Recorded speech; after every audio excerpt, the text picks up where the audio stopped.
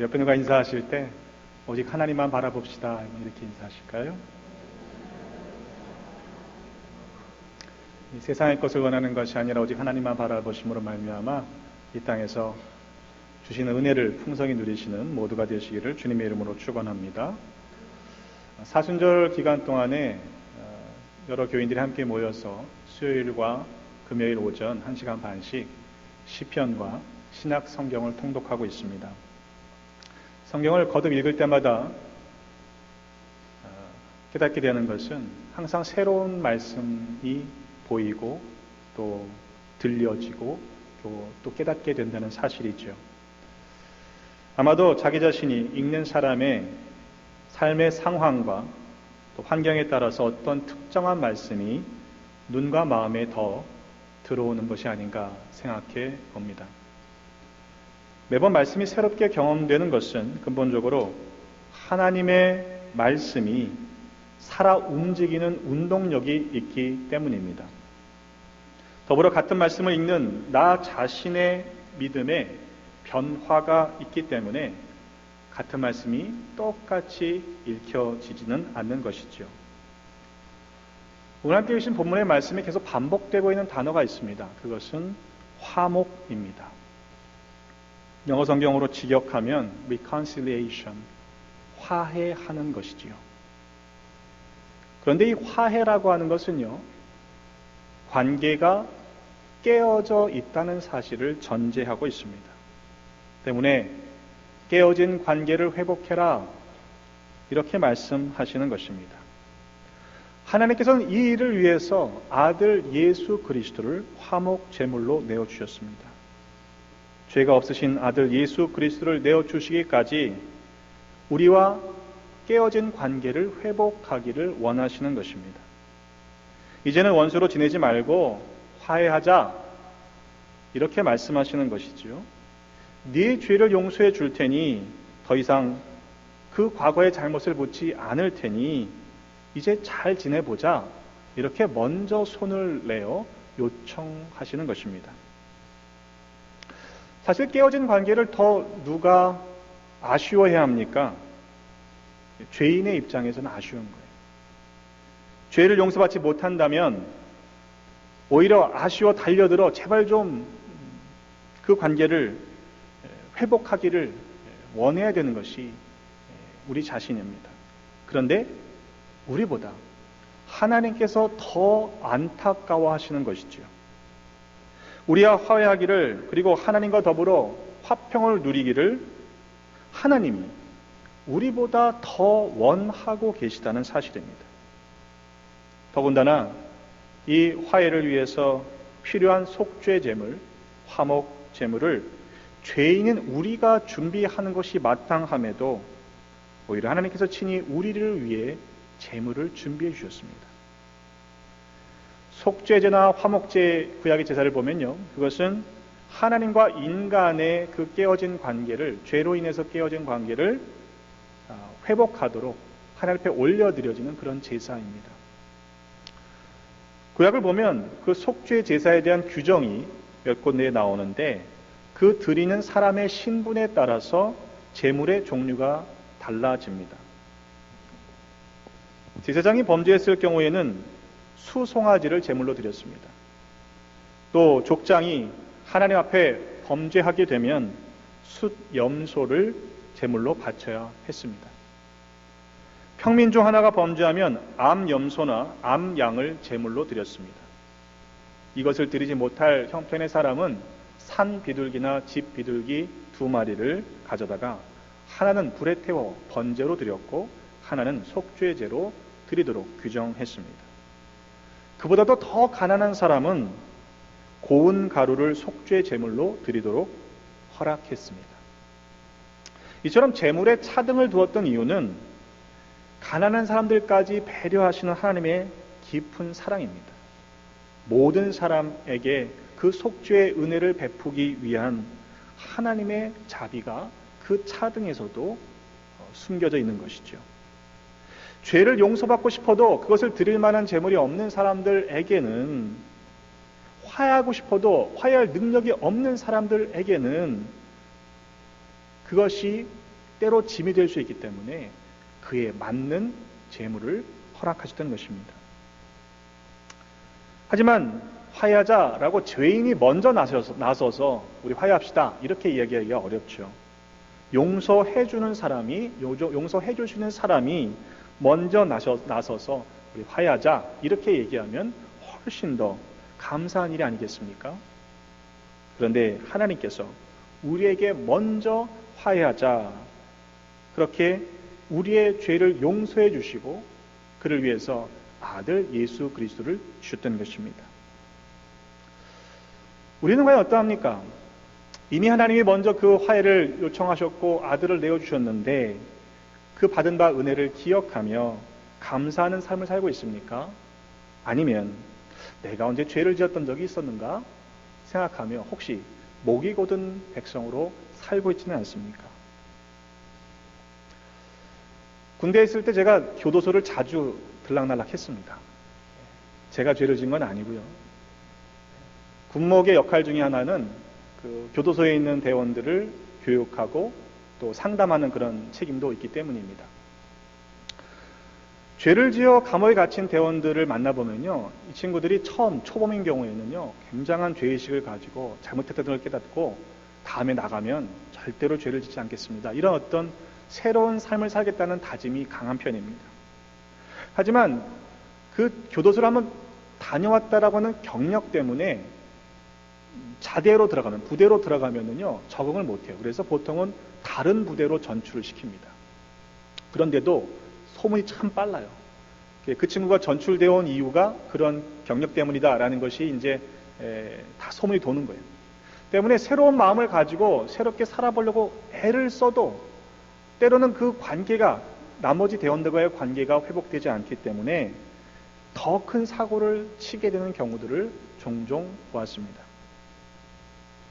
그 일이요 한 번으로 끝나지 않고요 반복되다 보면요, 그래서 교도소를 들락날락 하다 보면요 이제는 그게 죄의식이 느껴지지 않고요 점점 뻔뻔해지고요 나중에 그게 자랑이 됩니다. 그게 뭐라고 그러죠? 별이 몇 개라고 그러잖아요. 별. 새롭게 살려는 의지만 가지고는 충분하지 않습니다. 새로운 피조물로 존재가 변화되어야 하는 것입니다. 오늘 성경은 그 새로운 존재로 변화할 수 있는 것은 오직 그리스도 안에 있을 때만 가능하다고 말씀합니다. 누구든지 그리스도 안에 있으면 새로운 피조물이다. 이전 것은 지나갔으니 보라 새 것이 되었도다. 오직 주님과의 회복된 관계를 통해서만 우리는 새로운 존재로 변화될 수 있는 것입니다. 요한복음 15장 4절로 6절의 말씀에 보면 내 안에 거하라 나도 너희 안에 거하리라. 가지가 포도나무에 붙어 있지 아니하면 스스로 열매를 맺을 수 없음 같이 너희도 내 안에 있지 아니하면 그러하리라. 나는 포도나무요 너희는 가지라. 그가 내 안에 내가 그 안에 거하면 사람이 열매를 많이 맺나니 나를 떠나서는 너희가 아무것도 할 수 없습니다. 사람이 내 안에 거하지 아니하면 가지처럼 밖에 버려져 마르나니 사람들이 그것을 모아다가 불에 던져 사르느니라. 이렇게 말씀하셨습니다. 때문에 여러분 그리스도 안에서 살아감으로 새로운 변화된 존재로 살아가는 복을 누리시기를 주님의 이름으로 축원합니다. 이전 것은요 지나갔습니다. 그런데 여전히 옛 것을 붙잡고 있으면 결코 새로운 존재가 될 수 없습니다. 사실 우리 중에 과거가 없는 사람들이 누가 있습니까? 우린 다 과거의 죄인이었습니다. 그럼에도 하나님께서 용서해 주셨습니다. 그냥 용서해 주신 것이 아닙니다. 우리가 그 죄값을 치를 수 없기 때문에 하나님께서 친히 이 땅에 육신의 몸을 입고 오셔서 그 죄값을 대신 치러 주셨습니다. 관계를 회복하기 위해서 하나님께서 지불하신 그 대가는요 아들 예수 그리스도이셨습니다.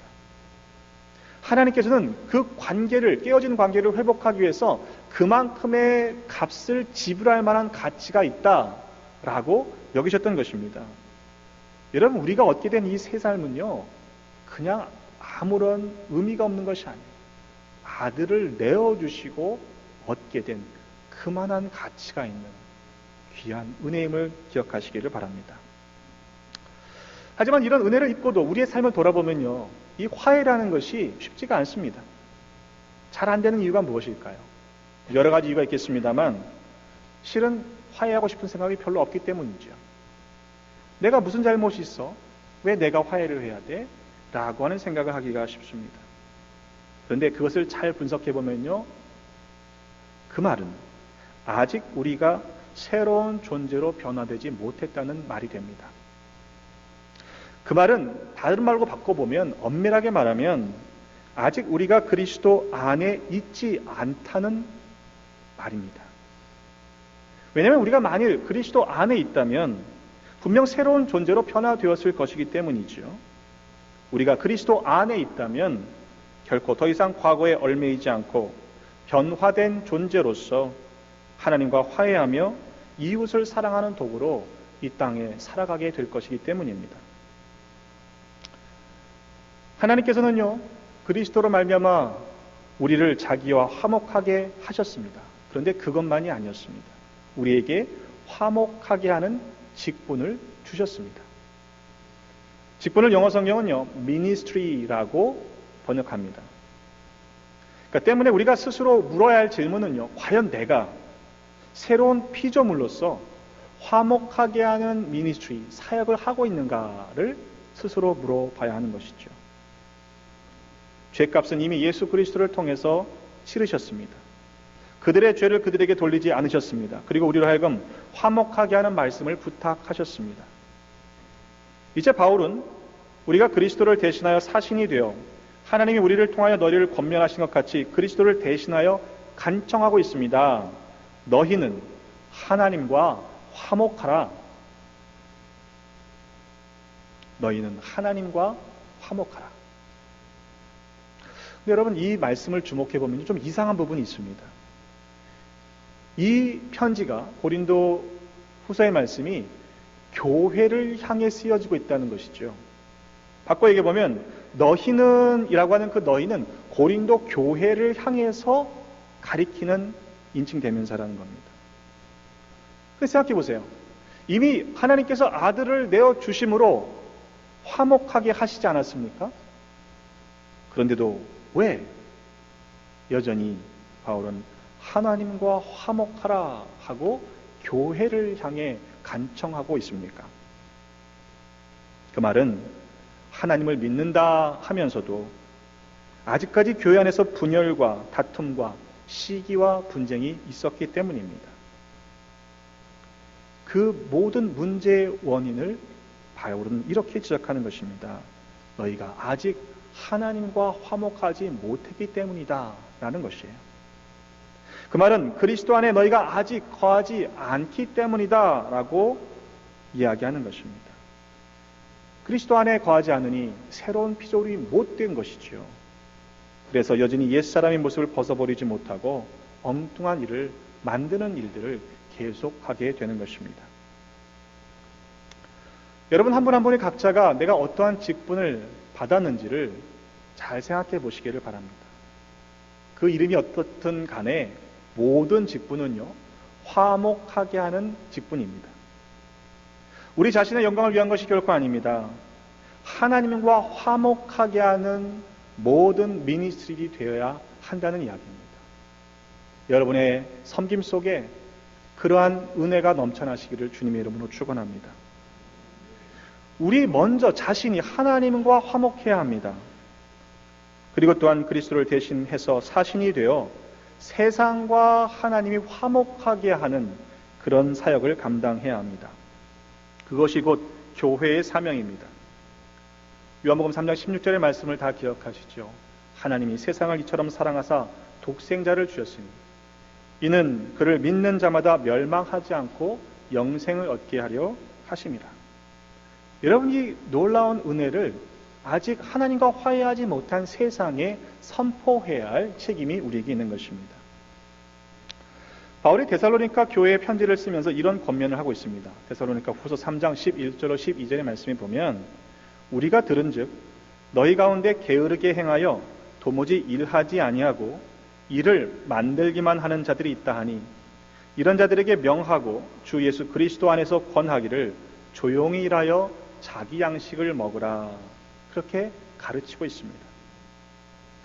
집에서도 그러잖아요. 어지럽히는 손이 있고 치우는 손이 따로 있는 것처럼 교회 안에도 일을 하는 자와 일을 만드는 자가 있음을 이야기하는 것입니다.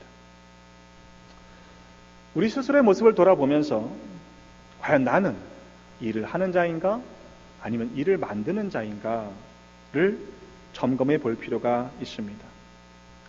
만일 나로 인해서 어떤 문제들이 계속 반복되고 있다면 그것은 내가 일을 만드는 사람들이라는 이야기가 됩니다. 반면에 나로 인해서 문제들이 해결되고 화해의 역사가 계속 일어나고 있다면 그것은 하나님께서 내게 맡겨주신 그 거룩한 직분, 화목하게 하는 미니스트리를 잘 하고 있다는 말이 될 것입니다. 우리의 말로 바꿔보면 과연 우리는 피스메이커인가 아니면 트러블메이커인가 질문해야 되는 것이죠. 분명한 사실은 하나님은 우리에게 화목하게 하는 직분을 맡겨주셨다는 사실입니다. 때문에 우리 모두의 섬김 속에 화목하게 하는 일들을 만들어 가시는 그런 귀한 일꾼들이 되시기를 주님의 이름으로 축원합니다. 혹시 이것을 오해해서 누군가는 화목하게 하는 사역을 해야 되니까 그 일들을 내가 만들어줘야겠다라고 생각하시면 안 될 것입니다. 화목제의 경우를 보면요, 그 구약의 율법에 보면 제물을 죽이고 나서 기름과 두 콩팥을 화제로 하나님 앞에 올려 향기를 드리게 되어 있습니다. 구약에서는 기름은 가장 좋은 것을 의미하고 또 콩팥은 심장, 마음을 의미하기 때문에 제사를 드리는 자가 가장 좋은 것을 하나님 앞에 올려드린다라는 그런 뜻이 있습니다. 그런데 그것은 영적인 의미이고요. 실제적으로 보면 화목제를 통해서 하나님께서 받으시는 건요, 사람이 먹으면 별로 안 좋은 것들이에요. 기름, 콩팥. 이것은 하나님이 불로 태워서 향기를 받으시고요. 실제로 사람들에게 죄를 용서받기 위해서 나온 죄인들에게 주시는 것은 무엇이냐 하면 사람들이 먹을 수 있는 것들을 남겨주셨습니다. 하나님과 화해하려 나온 화목 제물의 경우에 하나님은 사람들이 먹을 수 없는 것들을 받으시고 오히려 남겨주시는 것은 사람들이 먹을 수 있는 것들을 남겨주시는 것이죠. 화목제를 통해서도 서로 화목하라, 하나님과 화목한 사람들이 서로 이웃과 이웃 간에 화목해야 하는 사명을 잊지 말기를 원하셨던 것입니다. 특이한 점은요, 이 화목제 이후에 남은 것, 사람의 남은 그 제물에 남은 것들을 사람이 나눠 먹는데 제물의 가슴은 아론과 그 자손들에게 돌렸고요, 우편 뒷다리는 당일 제사를 임례했던 제사장에게 돌렸습니다. 그리고 나머지 것은요, 그 제사를 드린 사람이 그 날에 먹었어야 합니다. 근데 여러분 생각해 보세요. 뒷다리 빼고 오른다리 빼고 그리고 가슴 빼고 냈는데 남은 그 제물의 양이 혼자서 그날 먹을 수 있는 양일까요? 그렇지 않아요. 감사함으로 드리는 화목 제물의 고기는요, 그날에 먹으라고 그랬는데 조금이라도 이튿날까지 남겨두면 안 되는 겁니다. 그 말은 하나님과 화목하기로 결단한 사람은 이웃과의 관계 속에서의 화해도 다음 날로 미루지 말고 바로 그 날에 하라라는 그런 깊은 뜻이 숨어 있습니다. 때문에 여러분, 우리에게 화목하게 하는 직분을 주셨는데 그 일을 뒤로 미루지 마시기를 간절히 부탁을 드립니다. 특별히 이번 사순절 기간 우리들의 사역, 미니스트리를 점검하는 기회가 되었으면 좋겠습니다. 열심히 일하는 것이 필요합니다.